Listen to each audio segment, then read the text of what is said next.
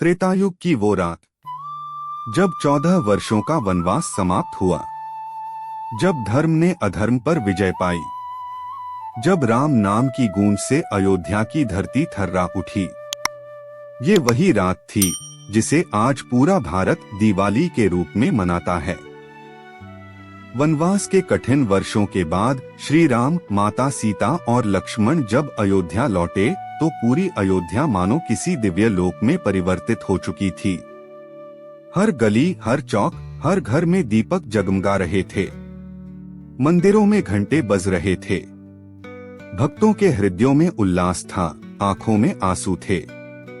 नगरवासी वर्षों से जिस क्षण की प्रतीक्षा कर रहे थे, वह क्षण आज साकार हो चुका था। राजमार्गों पर पुष्प बिछाए गए थे।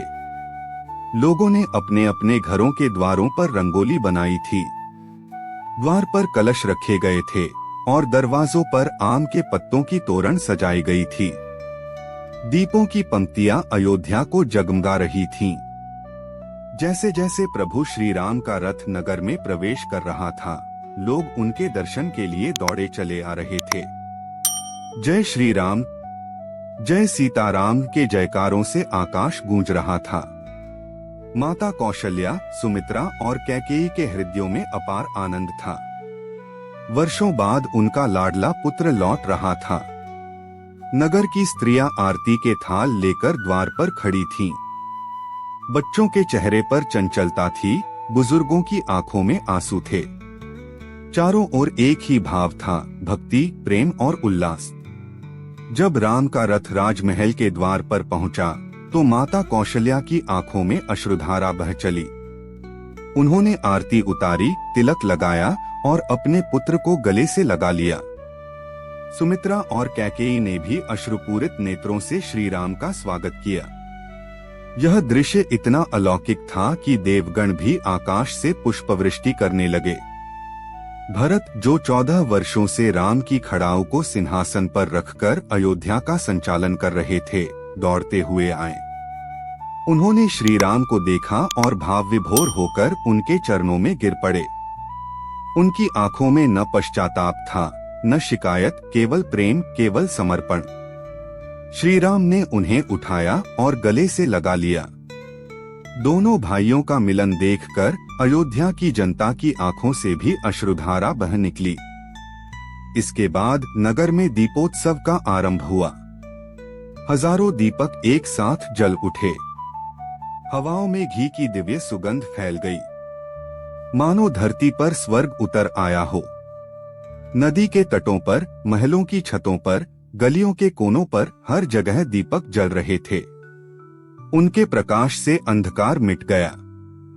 लोग एक दूसरे के घर जाकर मिठाइयां बांट रहे थे, गीत गा रहे थे, नृत्य कर रहे थे। मंदिरों में राम नाम का कीर्तन हो रहा था। हर हृदय में एक ही भावना थी, प्रभु के आगमन का आनंद। उस रात जब प्रभु श्री राम का राजाभिषेक हुआ, तो पूरी अयोध्या में उल्लास का सागर उमड़ पड़ा। ब्राह्मणों को दान दिया गया, गरीबों को वस्त्र और अन्न वितरित किए गए। नर्तक गायक भक्ति गीत गा रहे थे। चारों दिशाओं में मंगल ध्वनि गूंज रही थी। देवताओं ने आकाश से पुष्प वर्षा की। ऋषिमुनियों ने आशीर्वाद दिया। राम राज्य अब फिर से स्थापित हो गया। राम राज्य में धर्म की स्थापना हुई। झूठ, अत्याचार और अन्याय मिट गया। सत्य, करुणा और मर्यादा का युग प्रारंभ हुआ। लोग सुखी थे, न कोई दुखी, न कोई व्याकुल। प्रजा और राजा के बीच प्रेम और सम्मान का भाव था। हर घर में लक्ष्मी का वास था, हर मन में शांति थी। यही वह रात थी जब दियों की लौ ने केवल अयोध्या को नहीं, पूरे भारतवर्ष को आलोकित कर दिया। यह केवल एक पर्व नहीं, एक भाव है, अंधकार पर प्रकाश की विजय का, दुख पर सुख की विजय का और अधर्म पर धर्म की विजय का।